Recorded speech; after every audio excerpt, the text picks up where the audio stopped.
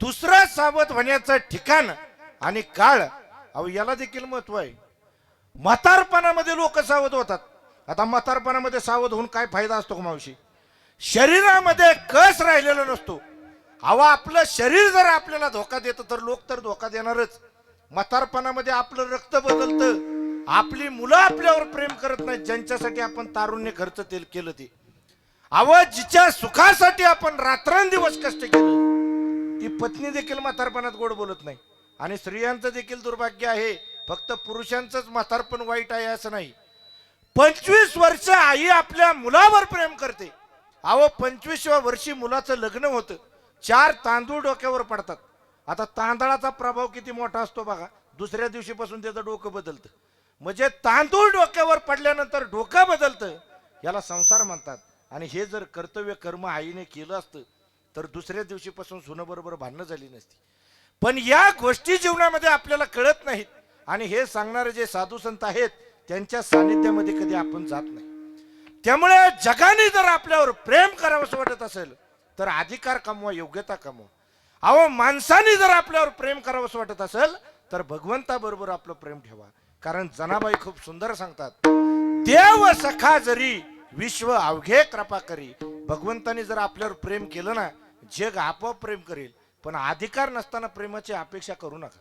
बघा या भारतीय संस्कृतीमध्ये 4 गोष्टींना अतिशय महत्व आहे.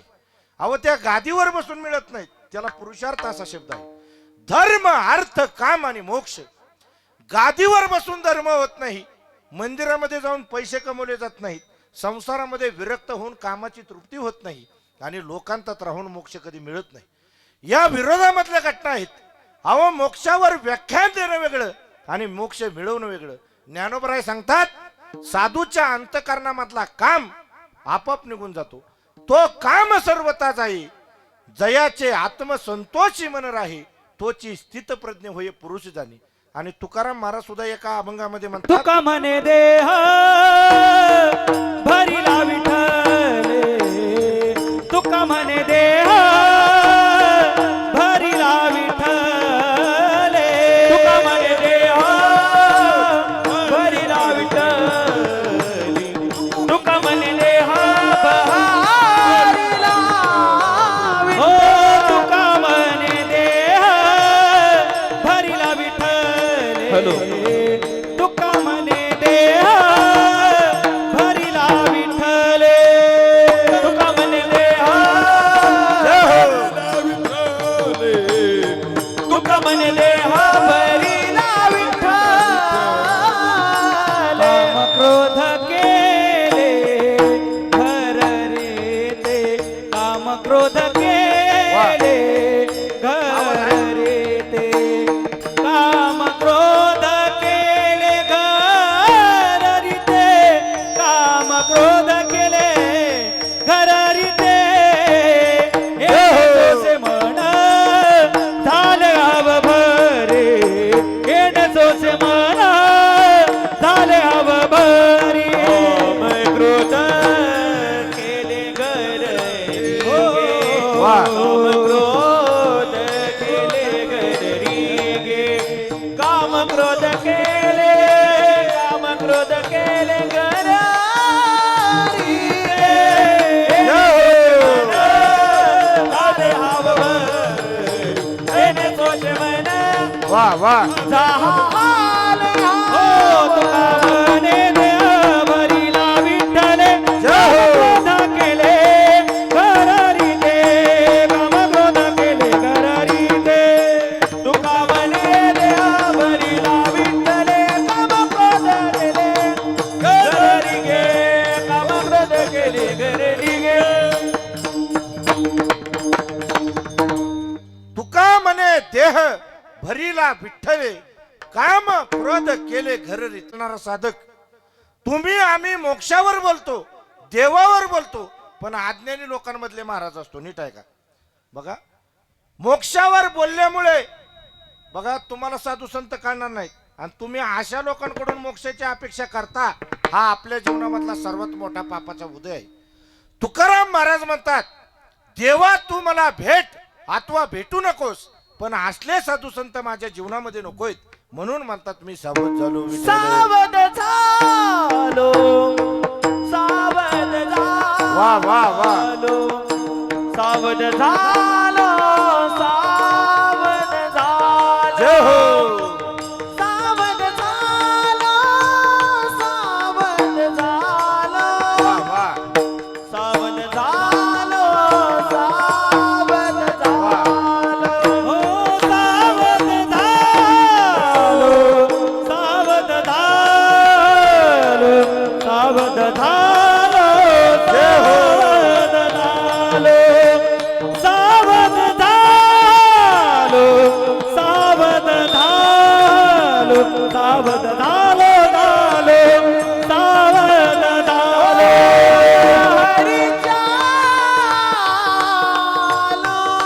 वा वा. हरीच्या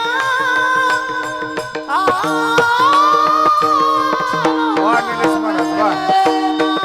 हरीच्या जय हो. जागरणा, हरीच्या जागरणा, जय हो. वैष्णवांचे भार, वा वा. तेथे वैष्णवांचे भार,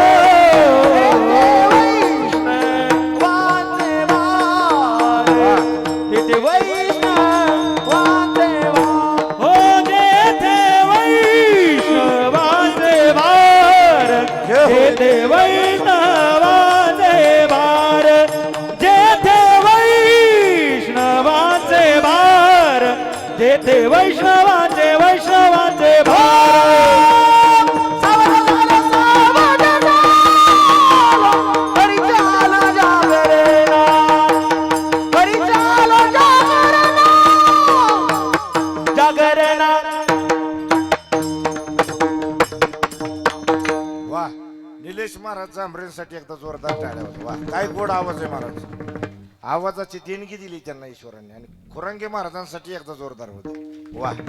महाराज आपलं नाव काय? केशव महाराजांसाठी एकदा जोरदार टाळ्या होत्या. तसेच आमचे गणेश महाराज कदम परम मित्र आहेत आमचे, एकदा जोरदार त्यांच्यासाठी टाळ्या होत्या. वा. जोराने वाजवा की टाळ्याला काय पैसे लागतात की काय. वा. कौतुक करायला माणसाचं म्हणून मोठं पाहिजे महाराज.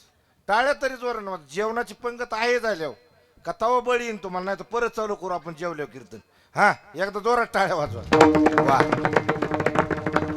अशा गायक वादकां महाराज तरुण पोरं असल्यावर आनंद वाटतो. म्हणजे तरुणपणामध्येच परमार्थ केला पाहिजे. आता ह्यांनी बघा आळंदीमध्ये इंद्रायणीच्या कडला महाराज यांनी आयुष्य घालवलेले 5-5, 10-10 वर्ष. तवा ही साध नाही. आता तुम्हाला वाटत असेल काय पाकवाजे येतात कीर्तनकारात येतात 10-10, 20-20 वर्ष, म्हणजे 10-10, 20-20 हजार घेऊन जातात. म्हणजे लोकांचा असा गैरसमज आहे. पण त्याच्यासाठी महाराज गासावं लागते, एवढं सोपं नाही. आता तुम्हाला 2 दिवस गाडीत टाकून हिंडावलं तर तुम्ही नको नको म्हणता. म्हणजे गाडी प्रवास काय सोपा नाही महाराज. 400, 500, 600 किलोमीटर हिंडायचं, जीव हातावर घेऊन चालायचं रोडवर. एवढं सोपं नाही. उद्या पुढल्या क्षणात काय होईल माणसाचा भरोसा नाही. पण आम्ही या पांडुरंगाच्या आशीर्वादाने, मारुतीरायांच्या आशीर्वादाने, भगवंतानी खूप काही या देणगी कलाकार मंडळींना आम्हाला दिलेलं आहे. ईश्वराचा पांडुरंगाचा आशीर्वाद पाठीमागे. एवढं सोपं नाही. आज वारकरी संप्रदाय टिकून ठेवणं, अहो जमाना एवढा मॉडर्न झाला पाश्चात्य संस्कृतीला फॉलो करून. आज आपली पोरं नीट कपड्यात राहण्यात. पुण्यात पोरं पुरी केवढी कपडे घालतात, पोरांपेक्षा पुरींचं अवघड झाले महाराज. फार विचित्र परिस्थिती झाली. आणि ह्या काळात ह्या कीर्तनकार मंडळी, हे गायक वादक, तुम्हाला वाटत असेल हे पैसे घेतात, पण त्या पैशामागं त्यांचे कष्ट तेवढे आहेत. आज मला सांगा, कीर्तनकारांनी जर उद्यापासून पैसे घेतले नाहीत, तुम्ही काय काय जण म्हणतात काय उपयोग आहे पैसे घेऊन, पैसे घेतात. आता महाराजांना काय देववरनं पेट्रोल सोडणार आहे काय जाय का? महाराज काय पेट्रोल हातात घेऊन पाडणार आहेत काय? त्याला गाडी लागती, त्याला मेंटेनन्स आहे. आज सगळ्या गोष्टी महाराजांना जीवनच आहे ना. का महाराज लोकांना काय वरनं परमेश्वर ATM बँक दिली आणि ते फुल केले. म्हणजे कलाकार मंडळीला पण पैसे देताना तुम्ही गावकऱ्यांनी थोडं मोकळ्या हाताने दिले पाहिजेत. म्हणजे ह्याच्या मागं कष्ट भरपूर आहेत, लोकांना दिसत नाही.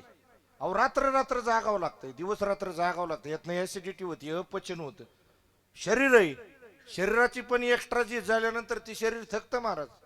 मग लोकांचं असं आहे, तुम्ही चांगल्या गोष्टीला पैसे देणार नाहीत, पण मंगलाबाई बन सोडेल 2 लाख देऊन नाचवायला आणणार. तिथं तुम्ही विचार करणार नाही. तिथं आपण पदर 5-5 हजार टाकू, पण तमाशा गावात आला पाहिजे, ऑर्केस्ट्रा गावात आला पाहिजे. म्हणजे अशी परिस्थिती महाराज लय अवघड आहे. पण तुम्हाला एक सांगतो, इथं जाऊ द्या तुम्ही, नाशिकच्या 50 घरांची गाव आहेत महाराज. अहो 5,000 लोकसंख्या, 50 घरच आहेत गावात. पण त्या गावाचा सप्ताह बघायला इगतपुरीमध्ये सगळा तालुका उपस्थित होतो. 5-5 हजार लोक. परमार्थ जर तुम्हाला खरा बघायचा असला, सप्ते काय असतात तर एकदा नाशिकच्या भागात गेलं पाहिजे, पुण्याच्या मावळच्या भागात आलं पाहिजे. सप्ते काय असतात म्हणजे महाराज, एवढं 50 घर असून आठवड्याभरती लोक सुट्टी ठेवतात, काहीच नाहीत. फक्त आल्यानंतर आपल्या सप्ताहाचं नियोजन, म्हणजे त्यांचे पुण्यात, बाहेर सिटीत, मुंबईत असणारे लोक त्या दिवशी सणासारखं, मग त्यांच्या गावची यात्रा असल्यागत सप्ताह असतो. म्हणजे असं लोकांचं योगदान आहे. पहा, तुमच्या चांद्यांच्या लोकांचं चांगलं योगदान आहे. नाही तर म्हणताना बाबा महाराज आले आणि बाकीच्यांचंच गुणगान गायलं, आमच्याबद्दल काहीच म्हणले नाही. तुमच्या प्रेमामुळं आम्ही इथं आलो. एकदा तुमच्यासाठी जोरदार टाळ्या होत्या. पहा, तरुणपणामध्ये सावध झालं पाहिजे महाराज. तारुण्य हे निसर्गाने दिलेलं दान आहे. तरुणपणामध्ये बरबादही होता येतं आणि श्रीमंतही होता येतं. आता म्हातारपण म्हणजे काय, इथं बसलेल्या म्हाताऱ्या माणसांनी नीट आहे का? समोर लक्ष द्या, समोर बघा. म्हाताऱ्या माणसांनी नीट आहे का? तरुणपणामध्ये तुम्ही जे पेरलंय ते उपभोगण्याचा काळ म्हणजे म्हातारपण. आता तरुणपणामध्ये जर तुम्ही पैसे कमवले असतील तर म्हातारपण हे आरामात जाईल. तरुणपणामध्ये जर तुम्ही ज्ञान कमवलं असेल तर म्हातारपण हे हसत जाईल. आणि तरुणपणामध्ये जर तुम्ही काहीच केलं नसेल तर म्हातारपण हे शिव्या खात जाईल. पण जगणं तर भागच आहे ना. त्यामुळे सावध होण्याचा काळ हा तरुणपण आहे. बघा, तुकाराम महाराज सुद्धा एका अभंगामध्ये म्हणतात, पिकली आसे दे कडूपण गेले, पिकली आसे दे कडूपण गेले, पिकली आसे दे कडूपण गेले, पिकली आसे दे कडूपण गेले, पिकली आसे दे कडूपण गेले, पिकली आसे दे कडूपण गेले, पिकली आसे दे कडूपण गेले, पिकली आसे दे कडूपण गेले. जय हो. तैसे आम्हा केले पांडुरंगे, तैसे आम्हा केले पांडुरंगे, तैसे आम्हा केले पांडुरंगे, तैसे आम्हा केले पांडुरंगे, तैसे आम्हा केले पांडुरंगे, तैसे आम्हा केले पांडुरंगे, तैसे आम्हा केले पांडुरंगे, तैसे केले पांडुरंगे. काम क्रोध लोभ, काम क्रोध लोभ, काम क्रोध लोभ निमाले ठाईची, काम क्रोध लोभ निमाले ठाईची, काम क्रोध लोभ, काम क्रोध लोभ, काम क्रोध लोभ निमाले ठाईचे, काम क्रोध लोभ निवाले. हो पिकली आसे दे कडूपण गेले, पिकली आसे दे कडूपण गेले, तैसे आम्हा केले पांडुरंगे, हो तैसे आम्हा केले पांडुरंगे, पिकली आसे दे कडूपण गेले, पिकली आसे दे कडूपण गेले, तैसे आम्हा केले पांडुरंगे, तैसे आम्हा केले पांडुरंगे, पांडुरंगे पांडुरंगे. बघा, पिकली या शेंद. टाळ्या वाजवा, टाळ्या वाजवा एकदा. वा, आमच्या बरोबर यात्रेला आलत्या त्यांना एवढा उत्साह वाटतोय. बघा, आपल्या महाराजांचं कीर्तन आहे, एकदा मनापासून एकदा चाल झाली की प्रत्येक वेळेस टाळ्या वाजवतो. एकदा त्यांच्यासाठी टाळ्या वाजवा. वा, पहा, पिकली या शेंद कडूपण गेले, तैसे आम्हा केले पांडुरंग. बघा, शेंदड जर पिकलं ना तर त्याचा वरचा रंग बदलतो ना, आतला कडवटपणा निघून जातो. तसंच या साधकाने तरुणपणामध्ये परमार्थ केला, अज्ञान रूपी आतला कडवटपणा निघून जातो, वरच्या कातडीचा रंग बदलतो, चमक येते, याला परमार्थ म्हणतात. तरुणपणामध्ये या जगाचा स्वभाव आपल्याला समजला पाहिजे. आणि हे सांगणारे फक्त संत असतात. ज्ञानोबराय सांगतात, ज्या जगातील लोकांवर आपण विश्वास ठेवतो त्या लोकांची काय अवस्था आहे. जे लोकींचा चंद्र क्षयरोगी, जेथे उदया होय असता लागी. सूर्याला रोज उगवावं लागतं आणि अस्त व्हावं लागतं. दुःख लेवुनी सुखाची अंगी सळीत जगाती. दुःखाने सुखाचा शर्ट घातलेला आहे आणि समोरच्या माणसाला असं वाटतंय की सुख आपल्या दिशेने येतंय, पण खऱ्या अर्थानं ते आलेलं असतं दुःख. म्हणून सावध व्हा विठ्ठल विठ्ठल. बघा, सावध व्हा या शब्दाचा अर्थ एवढाच नाही. परमार्थ करत असताना कधी कधी अपयश येण्याची शक्यता असते. प्रत्येकच माणूस परमार्थामध्ये सफल होतो असं नाही. साप चावला म्हणून गारुडी कधी साप पाळणं बंद करत नाही. तसं भिकारी आपल्या दारामध्ये भीक मागायला आला म्हणून कुणी घरामध्ये अन्न शिजवणं बंद करत नाही. तसं संसार हा दुःखमय आहे, दुःख रूप आहे. हे समजल्यानंतर ऐकल्यानंतर इथं बसलेला कुणी कुणी संसार बंद केला एकदा हात वर करा. आता रोज तुमच्या घरामध्ये हाणामारी होईल पण संसार बंद केला का? नाही. मग तसं देव मिळत नाही म्हणून परमार्थ का बंद करता? आज ना उद्या त्यांची शक्यता असते बघा. आणि ज्यांना ज्यांना देव मिळालाय तीच माणसं देव स्वरूपाने भगवंत स्वरूप झालेले आहेत. ज्ञानोबराय तुकोबराय. म्हणून देव मिळत नाही म्हणून परमार्थ बंद करावा हा विषय जीवनामधला नसावा. आणि दुसरा महत्वाचा विषय, इतकाच संसार करा की ज्याच्यामध्ये प्रसन्नता असेल. इतकं जास्त पण कमवू नका की सर्वजण तुम्हाला लुटायला पाहतील, आणि एवढं कमी पण कमवू नका की घरामध्ये खायला काय नसेल. आता नीट आहे का? हिंदी मधला एक संत फार सुंदर पद्धतीने मांडणी करतो. साई इतना दीजिए जहां मैं कुटुंब समाई. भगवंता मला एवढंच दे की ज्याच्यामध्ये माझं कुटुंब समावेल. मैं भी भूका न राहू ना साधू भूका जाई. मी पण उपाशी राहू नये आणि साधू पण उपाशी जाऊ नये एवढंच दे. अहो रावणाच्या संपत्तीचं काय झालं महाराज? कमवलं कमवलं, जगाला लुटून आणलं आणि शेवटी त्यालाच लोकांनी लुटलं. रावणाच्या बाबतीत तर काय सांगावं महाराज. जगद्गुरु तुकोबराय कोणाच्याच घराचं वर्णन करत नाहीत पण रावणाच्या घरात कोटी घरे जेथे काशानी तांब्याची. कोटी घरे जेथे काशानी तांब्याची. कोटी घरे जेथे काशानी तांब्याची. कोटी घरे जेथे जेथे जेथे काशानी तांब्याची. कोटी घरे जेथे काशानी तांब्याची. कोटी घरे जेथे काशानी तांब्याची. कोटी घरे जेथे तांब्याची. कोटी घरे जेथे काशानी तांब्याची. कोटी घरे जेथे काशानी तांब्याची. कोटी घरे जेथे काशानी तांब्याची. कोटी घरे जेथे काशानी तांब्याची. कोटी घरे जेथे काशानी तांब्याची. कोटी घरे जेथे काशानी तांब्याची. कोटी घरे जेथे काशानी तांब्याची. कोटी घरे जेथे काशानी तांब्याची. कोटी घरे जेथे काशानी तांब्याची. शुद्ध कांचनाची सप्त कोटी. वा वा.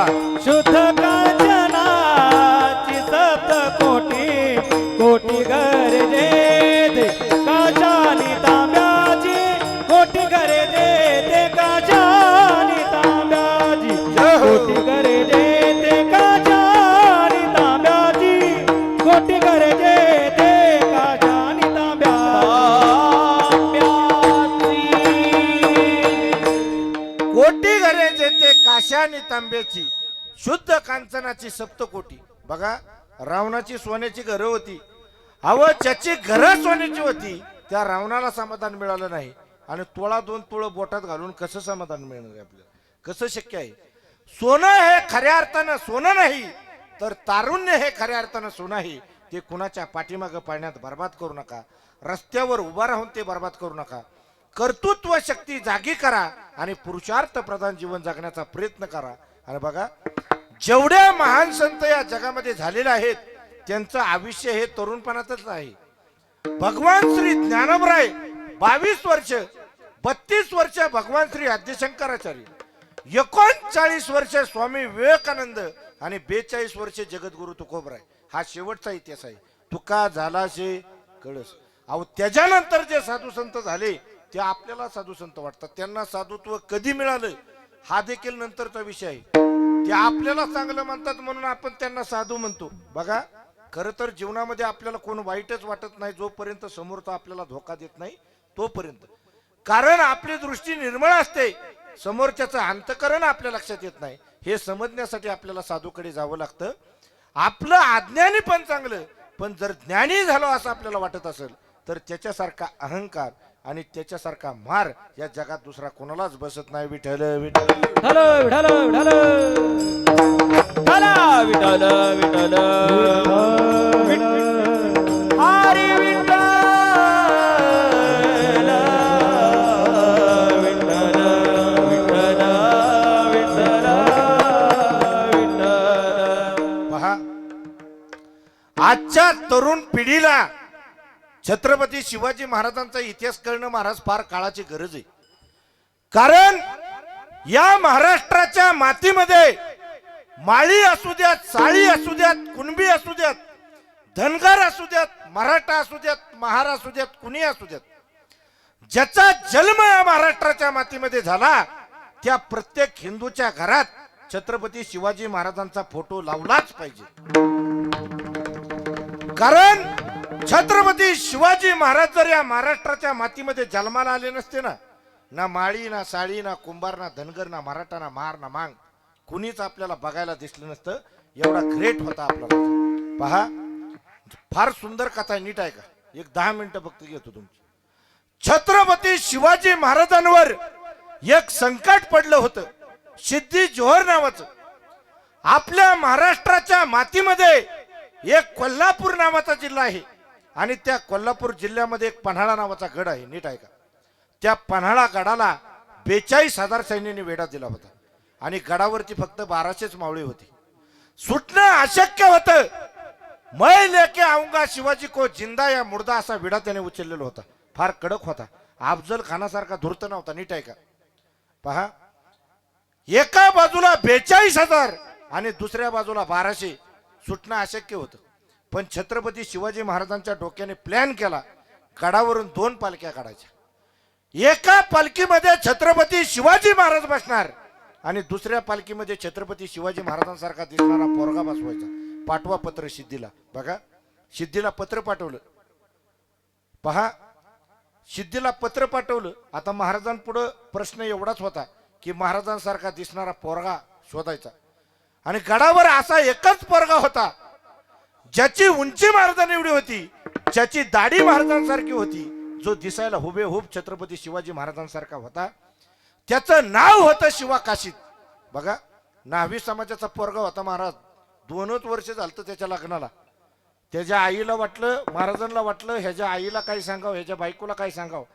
2च वर्ष झालं पोराच्या लग्नाला. नवीनच ह्याचं लग्न झालेलं आहे.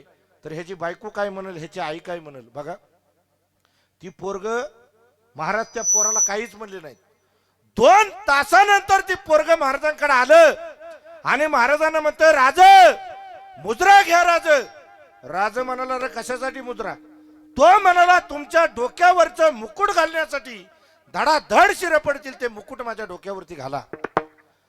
तुमच्या कमरेला असणारी भवानी तलवार माझ्या कमरेला लावण्याचं सौभाग्य द्या. तुमचं छत्रपती शिवाजी महाराज नाव सुद्धा मला द्या. राजे म्हणाला, अरे वेड्या, तलवार मिळेल, मुकुट मिळेल, माझे कपडे देखील मिळतील, पण हे सर्व तुला जिथं घालून जायचंय ना तिथून परत कधीच यायचं नाही रे येड्या, तिथून परत कधीच यायचं नाही. तो म्हणला, राज त्याच्यासाठीच मागतोय. असा जर मेलो तर शिवा न्हावी म्हणून मरल, पण तुमचे कपडे घालून जर मेलो तर छत्रपती शिवाजी महाराज म्हणून मरल, छत्रपती शिवाजी महाराज म्हणून मरल. बघा काय प्रेम असलो या पोरांचं. बघा, एक न्हावी समाजाचं रक्त मराठा समाजासाठी जीव द्यायला निघालं. हा इतिहास आपल्या पोरांना शिकवा. एक शिवा काशीद महाराजांसाठी जीव द्यायला निघाला आहे. एक मुरारबाजी महाराजांसाठी जीव द्यायला निघाला आहे. एक बाजी प्रभू महाराजांसाठी जीव द्यायला निघाला. हा इतिहास आपल्या पोरांना शिकवा. बघा, आपल्या डोक्यामध्ये भुसा भरलाय. छत्रपती शिवाजी महाराज म्हणले की फक्त ते मराठ्यांचे. डॉक्टर बाबासाहेब आंबेडकर म्हणले की ते फक्त STNT वाल्यांची. आणि भगवान बाबा म्हणले की वंजाऱ्यांची. फार वाटोळ केले महाराज या जातीय राजकारणाने. छत्रपती शिवाजी महाराज यांच्यासाठी 18 पगड जाती आणि 12 बलुतेदार समाज महाराजांसाठी जीव द्यायला तयार हो कष्ट केले तर माझ्या राजाने जाती जातीत वाटू नका रे कष्ट केले तर माझ्या राजाने जाती जातीत वाटू नका रे केले तर माझ्या राजाने जाती जातीत वाटू नका रे कष्ट केले तर माझ्या राजाने वाटू नका कष्ट केले तर माझ्या राजाने वाह. जाती जातीत वाटू नका रे जय हो. हे स्वराज दिले रयतेला हे स्वराज दिले रयतेला याचे जरा राहू द्या रे कष्ट केले तर माझ्या राजाने जाती जातीत वाटू नका रे कष्ट केले तर माझ्या राजाने जाती जातीत वाटू नका जाती वाटीत वाटू नका जाती जातीत वाटू नका बघा वा टाळ्या वाजवा एकदा जोरदार टाळ्या नीट वाजवा की काय तुमचं कळा ना मला फ्रेश बसा जरा हा ताट बसा जरा ताट हा बरीच जण अशी बळद धरून आणले का त्यांना रोजाने बसवलेत असे बसलेत महाराज फ्रेश बसा फ्रेश हा विठ्ठल विठ्ठल म्हणल्यानंतर आता टाळी वाजली पाहिजे विठ्ठल विठ्ठल विठ्ठल विठ्ठल राजा द्या तलवार द्या मुकुट द्या शेला महाराजांनी त्याला सगळं दिलं दोन्ही बाजूने 2 पालख्या निघाल्या एका पालखीमध्ये छत्रपती शिवाजी महाराज बसले आणि दुसऱ्या पालखीमध्ये छत्रपती शिवाजी महाराजांसारखा दिसणारा शिवा काशीत बसला दोन्ही पालख्या दोन्ही बाजूने निघाल्या ज्या पालखीमध्ये छत्रपती शिवाजी महाराज बसले होते ती पालखी रडायची आणि ज्या पालखीमध्ये छत्रपती शिवाजी महाराजांसारखा दिसणारा पोरगा बसला होता ती पालखी हसायची बघा ज्या पालखीमध्ये छत्रपती शिवाजी महाराज बसले होते ती पालखी रडायची कारण आता शिवा नाव्याचं कसं होणार आणि ज्या पालखीमध्ये शिवा काशीत बसला होता ती पालखी हसायची कारण मेलो तरी भेत्तर पण माझा राजा विशालगडावर पोहोचल बघा काय प्रेम असलो पोरांचं दोन्ही पालख्या दोन्ही बाजूने निघाल्या बघा महाराजांनी त्याला सगळं शिकवलं होतं कसं बोलायचं कसं चालायचं फक्त एक गोष्ट राहिली होती महाराज पालखीमधून उतरताना नेहमी उजव्या बाजूने उतरायचे पण शिवा नेमक्या डाव्या बाजूने उतरला सिद्धीच्या सरदाराने ओळखला हा राजा नाही कत्तल झाली महाराज त्याची जेवढा राग छत्रपती शिवाजी महाराजांवर होता तेवढा राग त्याच्यावरती काढण्यात आला पहिल्यांदा त्याची बोटा कापली हात कापले पाय कापले मुंडका कापलं आणि बारीक बारीक तुकडं करून मास एका पोत्यामध्ये भरलं आणि ती पोतं छत्रपती शिवाजी महाराजांना सप्रेम भेट म्हणून दिलं बघा एवढी बेकार माती कुणाचीच झाली नव्हती एवढे बेकार हाल कुणाचेच झाले नव्हते महाराजांनी त्याचा गडावरच अंतविधी केला गडावरच 10वा केला गडावरच 13वा केला बघा आणि या 20 दिवस झालं तरी या संपूर्ण महाराष्ट्राच्या मातीला माहित नव्हतं की शिवाचं काय झालं 20 दिवसानंतर महाराजांनी नेमापूरच्या पाटलाला पत्र लिहिलं उद्या दुपारी 12 वाजता आम्ही शिवा नावेच्या घरी भेटायला येतोय बघा त्या आईला एवढा आनंद झाला तिने आपल्या कपाटामधली ठेवणीतली 9वारी साडी सुनबाईला नेसायला दिली सुनबाई उद्या या महाराष्ट्राचे दैवत छत्रपती शिवाजी महाराज आपल्या घरी येणार आहेत उद्या ही ठेवणीतली 9वारी साडी नेसा कपाळ भरून कुंकू लावा मेकअपचं सामान दिलं बघा पण त्या पुरीला काय माहित होतं की माझं कुंकूच या जगामध्ये राहिलेलं नाही बघा महाराज गावच्या वेशीला आले हर हर महादेव जय भवानी जय शिवाजीच्या घोषणा सुरू झाल्या महाराज धनगराच्या गल्लीला आले मराठ्याच्या गल्लीला आले माळ्याच्या गल्लीला आले न्हावायच्या गल्लीला आले शिवा नाव्याच्या दारात आली ती पोरगी महाराजांना ववळायला पुढे आली तेवढ्यात पाठीमागून आवाज आला सुनबाई तुम्ही नका वळू राजांना तिला तर वाटलं माझ्या सासून मला 9वारी साडी नेसायला दिली कपाळ भरून कुंकू लावायला सांगितलंय आणि ऐन टायमाला मी राजांना वळणार तर माझी सासू माझ्याबरोबर असं का वागत असेल बघा त्या पुरीनं मागं वळून बघितलं हा तर माझ्या सासूचाच आवाज आहे बघा तिने दुसऱ्या पोरीच्या हातामध्ये ताट दिलं आणि पाय आपटत घरामध्ये निघून गेली दुसऱ्या पोरीनं महाराजांना वळलं हातामध्ये पाण्याचा तांब्या आणि गुळाचा खडा देण्यात आला. बघा महाराज घरामध्ये आले, हातामध्ये पाण्याचा तांब्या आणि गुळाचा खडा देण्यात आला. बघा महाराजांनी पहिला प्रश्न त्या आईला विचारलं, काव आई, का नाही वळून दिलं तुम्ही त्या पोरीला? बघा त्यावेळेस त्या आईनं म्हणाली, महाराज ती शिवाची बायको आहे. महाराज म्हणले चाललं असतं नाही, द्यायचं ना वळून तिला. किती थाटामध्ये पोरगी उभा होती, किती अपमान केला तुम्ही तिचा. बघा महाराज म्हणले, ती आई म्हणाली महाराज ती शिवाची बायको आहे. महाराज म्हणले चाललं असतं नाही, द्यायचं ना वळून तिला. किती अपमान केला तुम्ही त्या पोरीचा. बघा त्यावेळेस ती आई म्हणाली, महाराज तुमच्या सारख्या श्रीमंत राजाला एका विधवा बाईनं वळू नये. महाराजांच्या हातातला पाण्याचा तांब्याच खाली पडला. आणखी या संपूर्ण महाराष्ट्राच्या मातीला मी कळून दिलं नाही शिवाचं काय झालंय. या बिचाऱ्या आईनं कसं ओळखलं? रडता रडता महाराजांनी त्या आईला विचारलं, आई तुम्ही कसं ओळखलं?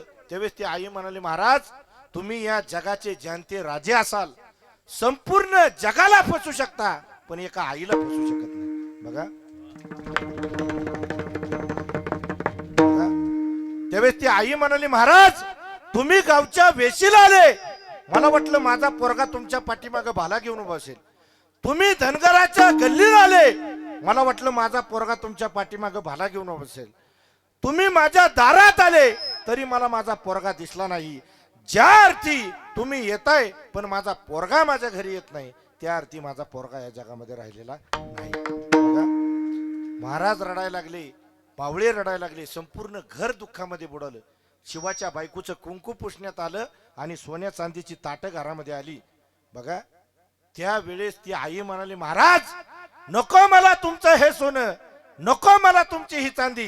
द्यायचंच असेल तर महाराज एक वचन द्या, दर बैल पोळ्याच्या सणाला माझा पोरगा माझ्या घरी यायचा, माझ्या हातची पुरणपोळी खायचा आणि माझ्या बैलाला आणि गाईला पुरणपोळी खाऊ घालायचा.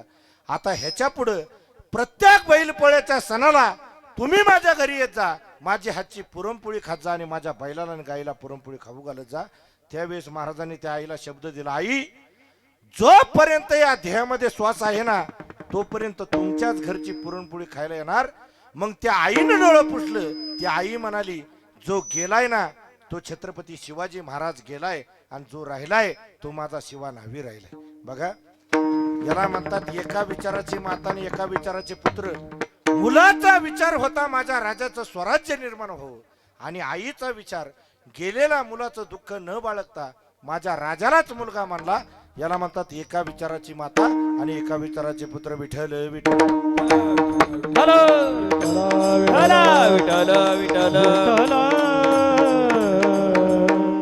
सावध झालो हरी चालो जागरणा.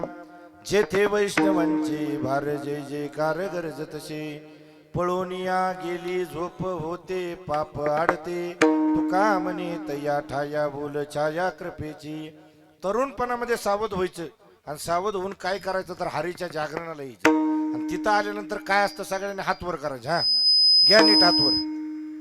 विठोबार कुमाई विठोबार कुमाई विठोबार कुमाई विको द्या विको. विठोबार कुमाई विठोबार कुमाई विठोबार कुमाई विठोबार कुमाई विठोबार कुमाई विठोबार कुमाई. पंढरीक वरदारी विठ्ठल श्री ज्ञानदेव पंढरीनाथ भगवान की.